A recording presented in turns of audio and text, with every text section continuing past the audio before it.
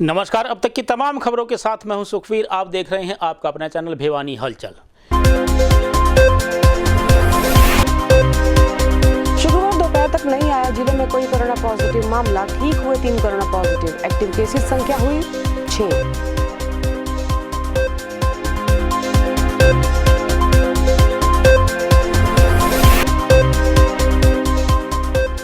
भिवानी व्यापार मंडल ने किया रक्तवीरों को सम्मानित।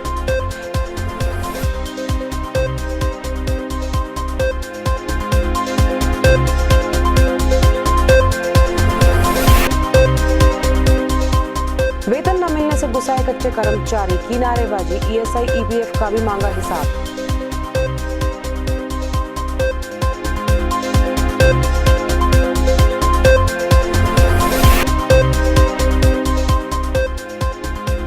छत्रपति शिवाजी महाराज की मनाई गई जयंती। बजरंग दल कार्यकर्ताओं ने किए पुष्प अर्पित।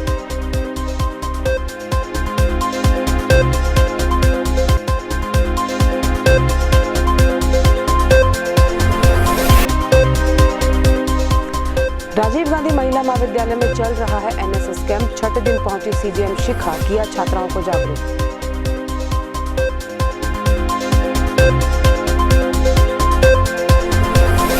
आइए एक नजर डालते हैं अब तक की न्यूज हेडलाइंस पर, और अब खबरें विस्तार से। शुक्रवार को भिवानी में 3 कोरोना मरीजों के ठीक होने के बाद एक्टिव केसेस की संख्या 6 हो गई है। वहीं इस बारे में सीएमओ डॉक्टर सपना गहलावत ने बताया कि अब तक जिले में 6,337 लोग कोरोना से संक्रमित हो चुके हैं, जिनमें से 6,186 लोग ठीक भी हो चुके हैं। शुक्रवार को भिवानी व्यापार मंडल ने दूसरों की जान बचाने वाले रक्तवीरों के लिए निजी रेस्टोरेंट में एक सम्मान समारोह का आयोजन किया गया। सम्मान समारोह में व्यापार मंडल के अध्यक्ष जेपी कौशिक व उसकी टीम सदस्यों ने रक्तवीर मनीष वर्मा व राजेश डुडेजा को महान कार्य के लिए सम्मानित करते हुए युवा पीढ़ी के लिए उन्हें प्रेरणा स्रोत बताया। नगर में कोविड महामारी और डेंगू बीमारी के दौरान जरूरत पड़ने पर शहर के लोगों को दिन रात रक्त मुहैया करवाने पर आज रक्तवीर मनीष शर्मा और राजेश डुडेजा को भिवानी व्यापार मंडल द्वारा सम्मानित किया गया। समारोह में उन रक्तवीरों को प्रतीक चिन्ह देकर सम्मानित किया गया जिन्होंने खास तौर पर कोविड महामारी और डेंगू बीमारी के दौरान जरूरत पड़ने पर रक्तदान कर लोगों की जान बचाई। समारोह को संबोधित करते हुए भिवानी व्यापार मंडल के अध्यक्ष ने कहा कि कोरोना काल और डेंगू की बीमारी के समय में रक्तदान करने वाले दोनों रक्तवीरों के सम्मान में आज समारोह का आयोजन किया गया है। उन्होंने कहा कि रक्तदान से बड़ा कोई दान नहीं होता और प्रत्येक स्वस्थ व्यक्ति को जीवन में रक्तदान करते रहना चाहिए। उन्होंने युवाओं से भी अपील की कि युवा नशे की तरफ अग्रसर न होकर रक्तदान जैसे समाज की भलाई के कार्यों से जुड़े, क्योंकि रक्तदान के लिए सिर्फ मानव ही एक विकल्प है। लोगों की जान बचाते हैं। हमारे राजकुमार जुड़ेजा जी और मनीष वर्मा जी को हमने सम्मानित किया है। जैसे हमारे देश की रक्षा फौज के अंदर की फौजी भाई करते हैं और खेत में किसान करते हैं, इसी तरह हमारे ये शहर के सामाजिक और युवा साथी मेरे बहुत ही आदरणीय भाई हैं और मैं इनके बहुत जबरदस्त, पूरा शहर इनके साथ लगा हुआ है। ये जिन लोगों को अपना खून देते हैं उनको भगवान का दूसरा रूप प्रदान करते हैं। बोलो। नमस्कार, मैं रक्तवीर मनीष वर्मा आज जेपी कौशिक जी व्यापार मंडल के प्रधान का तहे दिल से धन्यवाद करता हूं, जिन्होंने मुझे आज सम्मानित किया। कोरोना काल में व डेंगू के समय में लोगों को निःशुल्क रक्त उपलब्ध करवाने के लिए और हमारी रक्तदान की मुहिम को आगे लाने के लिए इन्होंने मुझे मेरा हौसला अफजाई किया और मुझे एक प्रतीक चिन्ह देकर सम्मानित किया। चौधरी बंसीलाल सामान्य अस्पताल में डीसी रेट पर लगे कर्मचारियों ने बीते 6 महीने से वेतन नहीं मिलने को लेकर अस्पताल प्रशासन के खिलाफ जमकर नारेबाजी की। वहीं नारेबाजी कर रहे कर्मचारियों ने ईएसआई व ईपीएफ का भी हिसाब मांगा। दूसरी ओर सीएमओ डॉक्टर सपना गहलावत ने बताया कि शीघ्र ही वेतन ठेकेदार के माध्यम से उनके खाते में भेज दिया जाएगा। अगस्त 2020 के बाद से अब तक सैलरी न मिलने के कारण शुक्रवार को स्थानीय सामान्य अस्पताल के कच्चे कर्मचारियों का गुस्सा आखिर फूट ही गया। चौधरी बंसीलाल नागरिक अस्पताल में करीबन 7 वर्षों से डीसी रेट पर लगे इन कर्मचारियों ने आज हॉस्पिटल परिसर में ही जमकर नारेबाजी की और बकाया वेतन की मांग की। इस दौरान उनका ये भी कहना था कि उन्हें आज तक ईएसआई और ईपीएफ का भी कोई हिसाब देना तो दूर, कोई नंबर तक भी नहीं दिया गया है। इन कर्मचारियों ने जल्द अपने बकाया वेतन के भुगतान किए जाने सहित ईएसआई और ईपीएफ का हिसाब दिए जाने की भी मांग की। वहीं इस बारे में जब सिविल सर्जन डॉक्टर सपना गहलावत से बात की गई तो उन्होंने कहा कि उनके संज्ञान में मामला अभी आया है और जल्द ही इस समस्या का समाधान किया जाएगा। जी, हमें 6 महीने से कोई सैलरी नहीं मिली। ठीक है जी। तो कोई पीएफ नंबर नहीं मिला जी किसी कर्मचारी को, कोई भी 6 महीने से कोई सैलरी नहीं मिली, इसलिए हम जी प्रदर्शन कर रहे हैं। प्रशासन हमारी कोई नहीं सुन रहा जी, नहीं हमारा कोई स्टाफ सुन रहा है। हमारी यही मांग है जी, हम अब 2 या 3 घंटे हो गए बैठे जी, प्रशासन की तरफ से कोई हमारे कोई जवाब नहीं आया है। हमारे कोई डिपार्टमेंट मेडिकल डिपार्टमेंट से भी कोई ऑफिसर या कोई भी बंदा हमारे को क्या नहीं है, अभी किसी भी बैठे हैं। सीएमओ को हमने विज्ञापन दिया था जी, उन्होंने कहा कि भाई आप पीएमओ से जाके मिले। हम पीएमओ सर से मिले, जाके पीएमओ सर ने हमारे को कोई आश्वासन नहीं दिया। उन्होंने 6 महीने से ना लगातार सितंबर से अब तक फरवरी की 19 तारीख होगी सर, हमारी सैलरी नहीं मिली सर। और 4-5 साल से सर हमारा नया कोई SIP मिल रहा सर, नया हमें ये पता कि हमारा कितना कट रहा है कितना कट रहा सर। और सीएमओ के उनके पास जाते सर वो झूठा आश्वासन देते हैं, कुछ नहीं समाधान नहीं थे। 3 फरवरी को हम DC सर से मिले थे, उन्होंने एक आश्वासन दिया था कि अब हफ्ते के अंदर आपका समाधान हो जाएगा। अब तक कोई समाधान नहीं हुआ सर। और 13 तारीख को हमने सीएमओ पीएमओ को ज्ञापन दिया था सर, हमने पहले ही उनको सचेत किया था कि हम आने वाली 20 तारीख को हम अगर हमारी सैलरी का समाधान नहीं होता है तो हम हमारा आंदोलन करेंगे सर। सैलरी नहीं मिल रही, कोरोना टाइम में भी हमने बहुत सख्त ड्यूटी दी थी और कभी छुट्टी भी नहीं ली एक दिन की, फिर भी हमारी सैलरी नहीं मिल रही। क्यों रोकी जा रही है? कभी बजट नहीं मिल रहा, कभी क्या नहीं मिल रहा, बहाना बना के रख दिया जाता है। मेरे पास एकत्रित होकर आए थे और उन्होंने अपना रोष प्रकट किया और ये मुझे आज संज्ञान में आया है कि उनके काफ़ी महीनों की तनख्वाह जो है वो उनको नहीं दी गई है। इसके बारे में PMO साइड से पूछा गया, पता करवाया गया और जल्दी ही इस सारी समस्या का निपटान करने के निर्देश दिए गए। जैसे आज सुबह OPD में भी काफ़ी समस्या आई रजिस्ट्रेशन काउंटर पे, तो वहाँ पर भी तुरंत प्रभाव से जो हमारे रेगुलर एम्प्लॉयज़ हैं उनको बिठाकर पर्चियाँ बनवानी शुरू करी, क्योंकि आउटसोर्सिंग के कर्मचारियों ने काम करने से मना कर दिया था। और इनका निपटारा हो चुका है। इनके जो बिल्स थे उनमें कुछ समस्याएं थी, जो आउटसोर्सिंग के जो ठेकेदार हैं उसने जो सबमिट करा रखे थे उसमें कुछ कमियां थी जिन्हें पूरा करने के लिए उनको सौंपे गए थे। और कुछ जो भी कमियां थी वो पूरी करके ठेकेदार के जमा कराने के बाद तुरंत रीवेरीफाई होने के बाद में जो DDO हैं आउटसोर्सिंग के जो PMO साइड से हैं डॉक्टर कृष्ण, उनसे भी मेरी बात हुई। उन्होंने बताया कि बिल्स जो हैं वो सबमिट किए जा चुके हैं और आज या कल में इनको पेमेंट मिल जाएगी। अगर शुक्रवार को विश्व हिंदू परिषद के जिला अध्यक्ष प्रदीप बंसल के नेतृत्व में और बजरंग दल कार्यकर्ताओं द्वारा छत्रपति शिवाजी महाराज की जयंती धूमधाम से मनाई गई। इस अवसर पर परिषद पदाधिकारियों व जिला मंत्री अरुण बजरंगी द्वारा छत्रपति शिवाजी महाराज के चित्र पर पुष्प अर्पित किए गए और उन्हें अपने जीवन का आदर्श बताया। हिंदू सम्राट छत्रपति शिवाजी महाराज की जयंती के उपलक्ष्य पर विश्व हिंदू परिषद बजरंग दल के कार्यकर्ताओं ने भावपूर्ण पुष्प अर्पित कर उन्हें याद किया। विश्व हिंदू परिषद के जिला अध्यक्ष ने कार्यकर्ताओं को संबोधित करते हुए कहा कि आज के युवा देशभक्ति के प्रति जागरूक हैं। युवाओं को अपने आदर्श शिवाजी महाराज बनाने चाहिए, जिन्होंने अपना सारा जीवन स्वराज को अर्पित किया। भारत देश युवाओं का देश है और आज भारत को राष्ट्रवादी युवाओं की जरूरत है जो देश के लिए समर्पित हों। छत्रपति शिवाजी महाराज की जयंती बनाई, उन्हें याद किया, उन्हें चरणों में पुष्प अर्पित किया। छत्रपति शिवाजी महाराज ने हिंदी स्वराज की स्थापना की थी और कटक से अटक तक अपना साम्राज्य फैलाया था। उनकी सेना में हर जाति के लोग थे और उन्होंने जितने भी मंदिर और में तोड़ते हैं उनका जीर्णोद्धार करवाया था। उनके साम्राज्य में सबको एक समान अधिकार था और सब एक साथ रहते थे। कुछ आज हम सभी कार्यकर्ताओं ने मिलकर बजरंग दल के कार्यालय में छत्रपति शिवाजी महाराज की जन्म जयंती मनाई। उनके चित्र के आगे पुष्प अर्पित किए, जोत जलाकर श्रद्धांजलि अर्पित की। हमने उनसे प्रेरणा लेनी चाहिए कैसे उन्होंने अपने साम्राज्य के लिए अपने हक की लड़ाई लड़ी और एक बड़ी विशाल सेना खड़े करके मुगलों को हराया और हिंदू स्वराज की स्थापना की। अपनी विभिन्न मांगों को लेकर शुक्रवार को CBLU के छात्रों ने मनदीप सुई के नेतृत्व में विश्वविद्यालय कुलपति कार्यालय के बाहर जमकर नारेबाजी की। वहीं उन्होंने बताया कि बार बार अवगत करवाने के बावजूद विश्वविद्यालय प्रशासन उनके समस्याओं का समाधान नहीं कर रहा है। वहीं उन्होंने अपनी मांगों से संबंधित एक ज्ञापन प्रशासनिक अधिकारी को सौंपा। अपनी मांगों को लेकर चौधरी बंसीलाल विश्वविद्यालय के छात्रों ने VC कार्यालय के बाहर प्रदर्शन कर उन ज्ञापन सौंपा। उनका कहना था कि मार्च में होने जा रही परीक्षाओं के पैटर्न में बदलाव किया जाए। साथ ही 1 सप्ताह के अंदर लेटर जारी नहीं हुआ तो उनके द्वारा यूनिवर्सिटी का गेट जाम करने की चेतावनी भी दी गई। मार्च में होने वाली परीक्षाओं को लेकर बंसीलाल यूनिवर्सिटी के छात्रों में बेहद रोष दिखाई दिया। उनकी मांग थी कि ये परीक्षाएं ऑनलाइन और ऑफलाइन दोनों तरीके से होनी चाहिए, जबकि यूनिवर्सिटी ऑफलाइन आधार पर परीक्षा लेने की तैयारी कर रही है।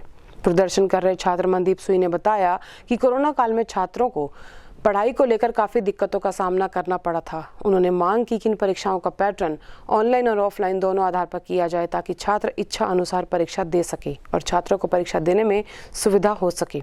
साथ ही उन्होंने बताया कि प्रदेश की अन्य यूनिवर्सिटी ऑफलाइन और ऑनलाइन आधार पर परीक्षाएं ले रही है। उन्होंने कहा कि इन परीक्षाओं के पैटर्न में बदलाव करके 1 सप्ताह के अंदर लेटर जारी नहीं हुआ तो वे यूनिवर्सिटी का गेट जाम कर देंगे। आज का जो प्रदर्शन था, विरोध प्रदर्शन, ये एक यूनिवर्सिटी जो आगे एग्ज़ाम होने हैं मार्च के अंदर, ये सब ऑफलाइन एग्ज़ाम की तैयारी में है, क्योंकि कोरोना का कोविड का समय था, बच्चों की पढ़ाई नहीं हो पाई। हमें ये मांग रखी है कि ऑफलाइन के साथ ऑनलाइन का प्रावधान भी हो, ताकि बच्चों को असुविधा ना हो। बच्चों का जिसका मन करे वो ऑफलाइन दे, जिसका मन करे वो ऑनलाइन दे, दोनों पैटर्न होने चाहिए। एक कोविड के समय क्या था, 8 में से 4 क्वेश्चन अटैम्प्ट करने होते थे। जो इन्होंने एक नया रूल बनाया था, उसके अंदर क्या था, हर यूनिट से 1 पर्सन नहीं होता था। टोटल 8 में से कोई भी 4 करो, वही पैटर्न दोबारा होना चाहिए। इसी मांग को लेकर आज वीसी साहब के यहाँ से इकट्ठा होकर वीसी साहब का घेराव किया, वीसी साहब को ज्ञापन दिया।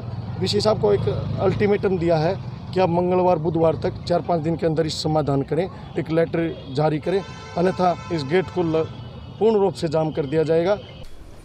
महम रोड स्थित राधा कृष्ण एकेडमी द्वारा महिलाओं को दी जा रही है फ्री कोचिंग सुविधा। इस बारे में एकेडमी की डायरेक्टर अमिता शिवाच ने बताया कि वे पुलिस विभाग में भर्ती होने के लिए महिलाओं को मुफ्त कोचिंग प्रदान कर रही है, जिसके लिए महिलाएं बढ़ चढ़कर भाग ले रही हैं। राधा कृष्ण कोचिंग एकेडमी की डायरेक्टर समिता शिवाच ने बताया कि महिलाओं को शिक्षा को लेकर लगातार समाज में अनेकों कार्य करती रही हैं, जिसको लेकर उन्होंने अपनी कोचिंग एकेडमी के माध्यम से महिलाओं के उत्थान के लिए फ्री कोचिंग की सुविधा की है और उन्हें पुलिस की नौकरी के लिए फ्री फिजिकल की कोचिंग दी जाती है, ताकि महिलाएं शैक्षणिक और शारीरिक रूप से अपना विकास कर सकें। वहीं उन्होंने बताया कि इस कोचिंग एकेडमी में केवल लड़कियों को ही कोचिंग दी जाती है, जिससे लड़कियों को फिजिकल और शिक्षा में किसी तरह की झिझक नहीं रहती। मैं Amita Shivach, director of Radha Krishna coaching academy, मैं अपने भिवानी वासियों को संदेश देना चाहती हूं कि हम अपनी कोचिंग एकेडमी में लड़कियों को फ्री कोचिंग सुविधा उपलब्ध करवाते हैं। हम अपने प्लेटफॉर्म पर फ्री कोचिंग के साथ साथ लड़कियों को फिजिकल एक्टिविटीज़ जैसे पुलिस भर्ती के लिए रनिंग की भी सुविधा उपलब्ध करवा रहे हैं। तो ज़्यादा से ज़्यादा संख्या में लड़कियाँ आएँ और यहाँ आकर कोचिंग की सुविधा ले सकती हैं। वहीं कोचिंग एकेडमी की लड़कियों ने भी बताया कि एकेडमी के माध्यम से उन्हें बहुत ही बेहतरीन शिक्षा दी जाती है। साथ ही केवल लड़कियां होने की वजह से उन्हें फिजिकल ट्रेनिंग में भी कोई प्रॉब्लम नहीं होती और आने वाले टेस्ट में वो किस स्थान पर खड़ी हैं इसका भी अवलोकन होता है, जिससे कि वो अपनी आगे की तैयारी कर सकती हैं। मेरा नाम रजनी है, मैं चांग से बिलोंग करती हूँ और अब मैं एकेडमी के बारे में कुछ बताना चाहती हूँ। हमारी एकेडमी का नाम है राधा कृष्णन एकेडमी, जो कि ओनली फॉर गर्ल्स है। यहाँ पे मेरे अंदर यहाँ आके कॉन्फिडेंस आया है कि मतलब गर्ल्स के अंदर, हमारे अंदर एक झिझक रहती है कि हम लड़कों के बीच में अपना एक क्वेश्चन जो है वो अच्छे से क्लियर नहीं कर पाते हैं, लेकिन यहाँ आने के बाद मेरी वो झिझक ख़त्म हो गई है। और जैसे कि अब हमारा एक रूटीन टेस्ट होता है वीक में एक बार, जो कि अभी हम टेस्ट दे के आए हैं एंड उसके बाद सर हमें यहाँ पे लेके आए हैं because of our physical strength के लिए, जो हमारी वो चेक होएगी और उसके बाद जो कमी रहती है वो सर हमारा कंप्लीट कराने में। मैं राधा कृष्ण एकेडमी में जाती हूँ। यहाँ पे आके मुझे बहुत ही अच्छा लगता है, क्योंकि ये सिर्फ एक तो लड़कियों के लिए, और मेरे पेरेंट्स मुझे यहाँ पे भेज के बहुत ही संतुष्ट हैं, क्योंकि हमें कोई भी क्वेश्चन करना होता है तो हम आराम से कर सकते हैं। लड़कों के बीच में हमें झिझक होती है थोड़ी, तो अभी वो नहीं है। हमारे अंदर कॉन्फिडेंस भी है और अभी हम रिटन टेस्ट भी दे के आई हैं, जिससे हमारी स्टडी अच्छी हो रही है और हमें ये पता चलेगा हमें आगे और कितना करना है। और यहाँ पे अभी सर हमें फ़िज़िकल के लिए लेके आए हैं, हमारी यहाँ पे रनिंग होगी तो उससे ये भी पता चल जाएगा हमारी फ़िज़िकल स्ट्रेंथ कितनी है और हमें अभी कितनी मेहनत करनी है। और मैं राधा कृष्ण एकेडमी में पढ़ती हूँ। मतलब हमारे गांव में स्टेडियम है, लेकिन कोई ऐसा स्टेडियम नहीं है जहाँ पे अकेली गर्ल्स प्रैक्टिस कर सके, क्योंकि सेपरेट करते, बॉयज़ और गर्ल्स दोनों एक साथ करते हैं, तो वहाँ पे हम अकेले नहीं कर सकते प्रैक्टिस। लेकिन यहाँ पे आने के बाद है ना, सर हमारे मतलब फिजिकल की तैयारी भी करवा रहे हैं, जिससे हमारा कॉन्फिडेंस बढ़ेगा और मतलब हम आगे जाके जब हम भर्ती की तैयारी करेंगे तो उसमें हम अपना अच्छा दे सकेंगे। हमने अभी ज्वाइन किया है कुछ ही टाइम पहले, लेकिन यहाँ पर आने के बाद इतना अच्छा अनुभव किया है, शायद ही हम किसी और कोचिंग सेंटर में ऐसा अनुभव कर सकते हैं। ये बिल्कुल सच है, क्योंकि क्योंकि सबसे बड़ी बात हो, मैडम ने यहाँ पर कोई चार्ज नहीं लिया है। और जहाँ तक मैं जानती हूँ अदर कोचिंग सेंटर्स में 15-15, 20-20 हज़ार रुपये देने के बावजूद भी हम वो चीज़ नहीं गेन कर पाते जो हम यहाँ गेन करते हैं। जो शिवाच मैम का जो एक नॉलेज है वो ब्रिलियंट है। अगर हम उनसे एक क्वेश्चन रेज करते हैं तो वो उसके बदले में हमें 10 क्वेश्चन और उससे रिलेटेड जो है वो बताती हैं और बहुत अच्छे से कॉन्सेप्ट क्लियर कराए जाते हैं। हर टीचर यहाँ पे इतना अच्छा वेल एजुकेटेड है और एक्सपीरियंस्ड है जो कि बियॉन्ड प्रेज है। वोकल फॉर लोकल उद्देश्य को ध्यान में रखते हुए 27 फरवरी से 2 मार्च तक शिक्षा मंत्रालय द्वारा करवाया जाएगा इंडियन टॉय फेस्टिवल का आयोजन। यह कहना है project coordinator doctor Anita Sharma का। वहीं उन्होंने बताया कि इस फेस्टिवल के लिए उनकी टीम सदस्य शिक्षिका हेमंत, छात्र निधि, तेजस व जानवी का चयन किया गया है जो फेस्टिवल में भाग लेंगे। आत्मनिर्भर भारत और लोकल फॉर वोकल को आगे बढ़ाने के उद्देश्य से केंद्र सरकार के शिक्षा मंत्रालय द्वारा 27 फरवरी से 2 मार्च तक इंडियन टॉय फेस्टिवल 2021 का आयोजन कराया जा रहा है। ऑनलाइन तरीके से आयोजित इस मेले में विभिन्न छात्र, स्कूल, अध्यापक और अन्य प्रतिभागी भाग ले रहे हैं।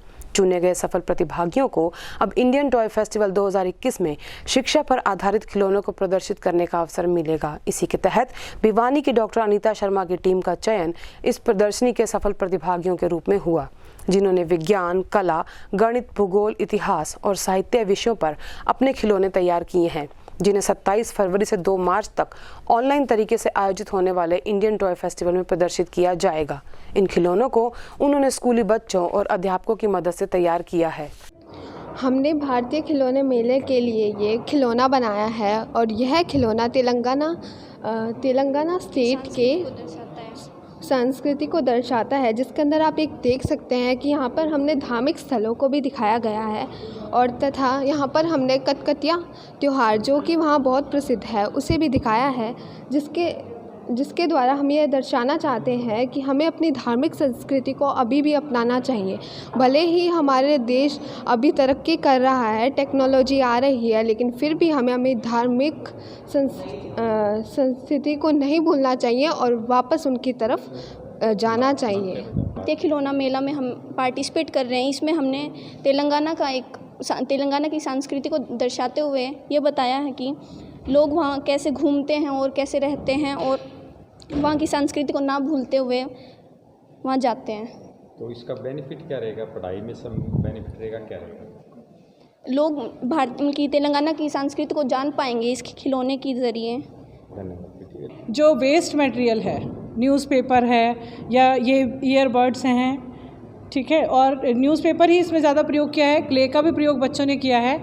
इससे बच्चे एक तो इसे बनाना सीख रहे हैं, इस राज्य की संस्कृति के बारे में भी बच्चे बहुत करीब से जब इसे बनाते हैं तो ज़्यादा आत्मसात करते हैं, इसे ज़्यादा अच्छे ढंग से सीख पाते हैं और इस तरह का जो सीखा गया होता है वो बच्चों के लिए लंबे समय के लिए होता है।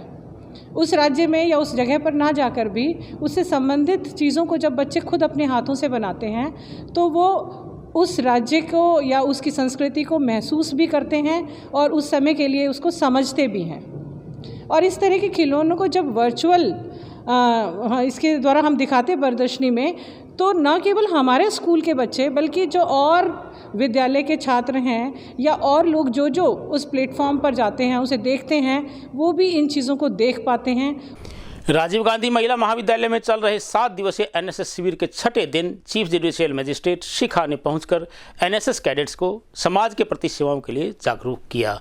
वहीं इस अवसर पर सीजीएम महोदया ने विद्यार्थियों को अनेक प्रकार की कानून जानकारियां भी प्रदान की। राजीव गांधी राज्य के महिला महाविद्यालय में चल रहे 7 दिवसीय विशेष एनएसएस शिविर के 6ठे दिन chief judicial magistrate Bhiwani Shrimati Shikha ने शिरकत की। उन्होंने छात्राओं को कानून संबंधी नियमों जैसे कि POCSO act, one stop centre, घरेलू हिंसा और लोकल एक्ट कमेटी के बारे में जागरूक किया। इस दौरान उन्होंने लड़कियों के लिए क्या क्या कानून है इसकी भी जानकारी दी और इस संबंध में अपने विचार प्रकट किए। के कैंप के लिए हमारे मुख्य अतिथि माननीय मैडम शिखा जी सीजीएम भिवानी और उनके द्वारा कानून व्यवस्था के बारे में और विशेषकर महिला अधिकारों के बारे में, विभिन्न प्रकार के जो उत्पीड़न या विभिन्न प्रकार के जो अपराध महिला के प्रति हो सकते हैं उनके बारे में इन छात्राओं को, एनएसएस वॉलंटियर्स को और जितने भी वहाँ पर श्रोता थे उनको जानकारी दी और बहुत ही सहज और सरल तरीके से आज के मुख्य अतिथि के द्वारा कानून के बारे में जानकारियाँ दी गई और मुझे विश्वास है कि विद्यार्थी और छात्राएँ उस जानकारी और अपने अधिकारों के प्रति जागरूक होकर समाज में होने वाले इस प्रकार के अपराधों को कम करने में सहायक सिद्ध रहेगा। और अब चलते रहते फिर से एक नज़र आज की न्यूज़ हेडलाइंस पर। शुक्रवार दोपहर तक नहीं आया जिले में कोई कोरोना पॉजिटिव मामला, ठीक हुए 3 कोरोना पॉजिटिव, एक्टिव केसेस संख्या हुई 6।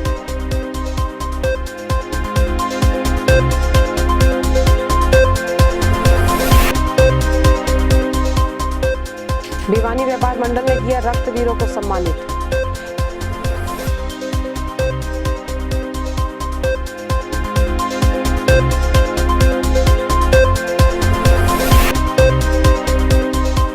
वेतन न मिलने से गुस्साए कच्चे कर्मचारी, की नारेबाजी, ईएसआई ईपीएफ का भी मांगा हिसाब।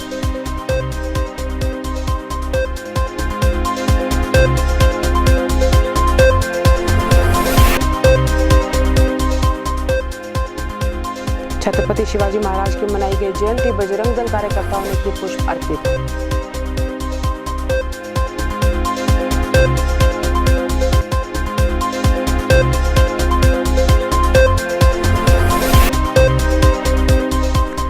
राजीव गांधी महिला महाविद्यालय में चल रहा है एनएसएस कैंप, छठे दिन पहुंची सीजीएम शिखा, किया छात्राओं को जागरूक।